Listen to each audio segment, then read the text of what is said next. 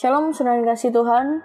Dalam kitab Injil Matius pasal yang ke-17 ayat 24-27, ketika Yesus dan murid-muridnya tiba di Kapernaum, datanglah pemungut bea bait Allah kepada Petrus dan berkata, "Apakah gurumu tidak membayar bea 2 dirham itu?"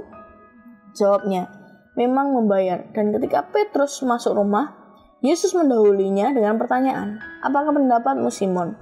Dari siapakah raja-raja dunia ini memungut bea dan pajak? Dari rakyatnya atau dari orang asing?"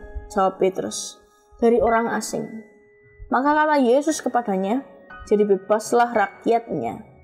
Tetapi supaya jangan kita menjadi batu sandungan bagi mereka, pergilah memancing ke danau, dan ikan pertama yang kau pancing, tangkaplah dan bukalah mulutnya. Maka engkau akan menemukan mata uang 4 dirham di dalamnya. Ambillah itu dan bayarlah kepada mereka, bagiku dan bagimu juga."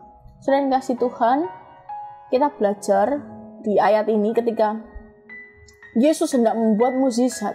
Hal yang dilakukan adalah dia menyuruh Petrus untuk memancing, dan ikan yang pertama yang terpancing itu harus diambil dan dibuka mulutnya. Di situ ada uang 4 dirham. 4 mata uang dirham. Dan kasih Tuhan, ketika Yesus membuat mukjizat, ada banyak cara yang dia kerjakan. Ada banyak hal yang bisa dia lakukan sampai mukjizat itu terjadi. Bayangkan ada mata uang 4 dirham di dalam mulut ikan. Mustahil, saudara. Tapi bagi Allah kita tidak ada yang mustahil. Saudara, kita tahu Simon Petrus dulu adalah penjala ikan. Dulunya, sebelum dia menjadi dan dipanggil murid Yesus. Tapi satu hal yang kasih Tuhan, dipakailah itu untuk membuat mukjizat. Petrus disuruh Yesus untuk memancing, menjala ikan. Yang terpancing pertama, di situ mukjizat terjadi. Ada mata uang 4 dirham.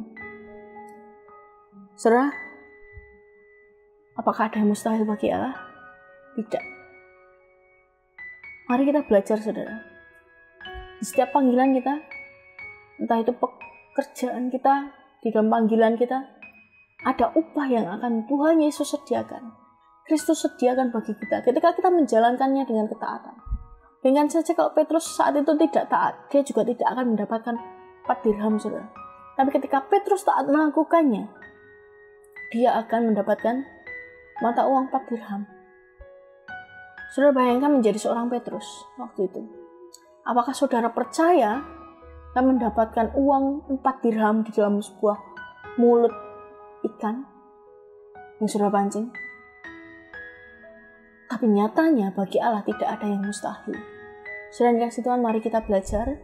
Ketika Tuhan suruh kita melakukan pekerjaan bagi Dia, panggilan bagi Dia, kita taat saja melakukan apa yang Tuhan mau.